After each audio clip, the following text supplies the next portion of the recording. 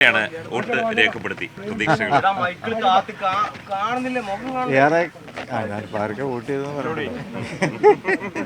സ്ഥാനാർത്ഥി നമ്മുടെ അടുത്ത് തന്നെ ഉണ്ട്. വോട്ട് ചെയ്തു. വളരെ നല്ല ഒരു റിസൾട്ടായിരിക്കും ഇത്തവണ UDF ഉണ്ടാവുക. റെക്കോർഡ് ഭൂരിപക്ഷത്തിൽ തന്നെ UDF അധികാരത്തിൽ വരും എന്നുള്ളത് തന്നെ ഞങ്ങളൊക്കെ പ്രതീക്ഷിക്കുന്നു. തദ്ദേശ തെരഞ്ഞെടുപ്പുണ്ടായ ഒരു തരംഗം ഇപ്പോഴും ഉണ്ട്. അതെ, കഴിഞ്ഞ ലോക്സഭാ തെരഞ്ഞെടുപ്പ് മുതലുള്ള തരംഗമാണ്. ലോക്സഭാ തെരഞ്ഞെടുപ്പിലും ഐക്യ ജനാധിപത്യ മുന്നണിക്ക് വലിയ വിജയം ഉണ്ടാക്കാൻ പറ്റി. അന്ന് ക്വാർട്ടർ ഫൈനൽ എന്നാണ് പറഞ്ഞത്.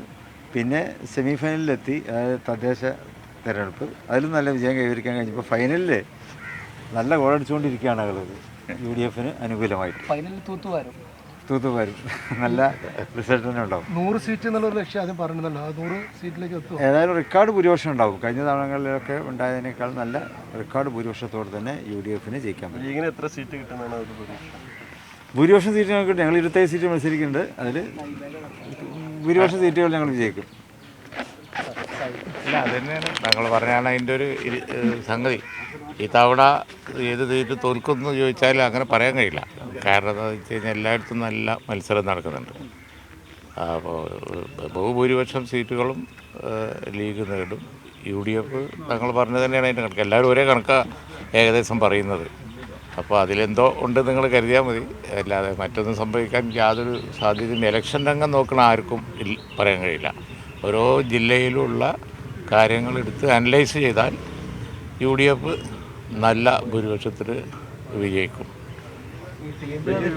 കിറ്റ് കൊടുക്കുന്നു, പിന്നെ പണം നൽകുന്നതിൻ്റെ ദൃശ്യങ്ങൾ പുറത്തു വരുന്നു, സാരി കൊടുക്കുന്നു, അങ്ങനെയൊക്കെ BJP ഉത്തരേന്ത്യയിൽ അതേ പ്രവണത കേരളത്തിൽ തുടങ്ങിയിരിക്കുന്നു. അതെ, അത് അവർ വെറുതെ ഈ അവിടെയൊക്കെ ചെയ്യുന്ന പണികൾ ഇവിടെ ചെയ്താൽ ഇവിടെ ക്ലച്ച് പിടിക്കില്ല എന്ന് കേരളത്തെ മനസ്സിലാക്കാൻ അവർക്ക് ഇനിയും കഴിഞ്ഞിട്ടില്ല. അതാണ് ഒരു ഇലക്ഷനിൽ ഒരു അക്കൗണ്ട് തുറക്കും, പിന്നെ അക്കൗണ്ട് ക്ലോസ് ആവും, പിന്നെ അക്കൗണ്ട് തുറക്കും എന്നാണ് ഈ ഗതികേടിൽ പോലും നിൽക്കുന്നതിൻ്റെ കാരണം. അതാണ്, അല്ലാതെ ഒന്നും കേരളത്തിൽ സംഭവിക്കാൻ പോകുന്നില്ല. BJP അക്കൗണ്ട് തുറക്കുമോ ഇത്തവണ? വീണ്ടും ഒരു അക്കൗണ്ട് തുറക്കുന്നുണ്ട്. വീണ്ടും ചോദ്യം അതിലേക്ക് വന്നല്ലോ. അക്കൗണ്ട് തുറക്കുമോ ഇല്ലേ എന്നുള്ളതാണ് ഇപ്പോഴത്തെയും ചോദ്യം. അതാണ് വസ്തുത. സാധ്യത ഇതവണ പിന്നെയും സാധ്യത കുറഞ്ഞിരിക്കുകയാണെന്നാണ് തോന്നുന്നത്. അങ്ങനെയൊക്കെ സ്വയം വോട്ട് ചെയ്യാൻ, അതായത് നിയമസഭയിലേക്ക് സ്വയം വോട്ട് ചെയ്യണ ഒരു അവസരമാണല്ലോ ഇത്തവണ. എങ്ങനെ കാണുന്നത്? അല്ല, ഞാൻ വോട്ട് ചെയ്തില്ല. സാധാരണ വോട്ട് ചെയ്യലുണ്ട്. ഇന്ന് തങ്ങൾ വോട്ട് ചെയ്യാൻ കാത്തിരുന്നതാണ്. കാരണം തങ്ങൾ ഇരിക്കാട് വോട്ട് ചെയ്യാൻ സാധ്യത. അപ്പോൾ തങ്ങളെ വെയിറ്റ് ചെയ്യിപ്പിക്കണ്ടെന്ന് വിചാരിച്ചു. തങ്ങൾ വോട്ട് ചെയ്ത് പിന്നെ പോയി സാവകാശം ചെയ്യാമെന്ന് നിൽക്കുകയാണ്. ഇവരൊക്കെ ഉണ്ട്. പാലക്കാട് കുടുംബം മുഴുവൻ ഇവിടെ നിൽപ്പുണ്ട്. ഒക്കെ എനിക്ക് വോട്ട് ചെയ്യാനാണ് സാധ്യത. ഞാനിവിടെ കൗൺസിലറായ കാലത്ത് ഫസ്റ്റിൽ തങ്ങൾ എനിക്ക് വോട്ട് ചെയ്തത്, സിയാബ് തങ്ങൾ. അപ്പോൾ പേരക്കുട്ടി വരെ എനിക്ക് വോട്ട് ചെയ്യുന്നുണ്ട്. അതിൻ്റെ ഒരു അഭിമാനത്തിലാണ് ഞാൻ. ലീഗിൻ്റെ റെക്കോർഡ് തിരുത്തുമോ? ലീഗിൻ്റെ സീറ്റുകളുടെ എണ്ണത്തിൽ മുമ്പത്തെ റെക്കോർഡ് ഇത്തവണ തിരുത്തുമോ? സാധ്യത ഉണ്ട്, നല്ല സാധ്യത ഉണ്ട്. കാരണം വെച്ചാൽ ഇത്തവണ 27 വളരെ നല്ല ഫൈറ്റാണ്. കിട്ടാത്ത സീറ്റുകളിലൊക്കെ ഫൈറ്റാണ്.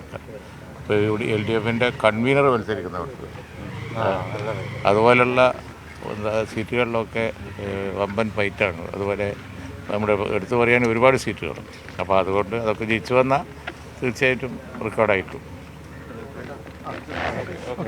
ഓക്കെ. കൂടുതൽ വാർത്തകൾക്ക് News 18 Keralam YouTube channel subscribe ചെയ്യുക.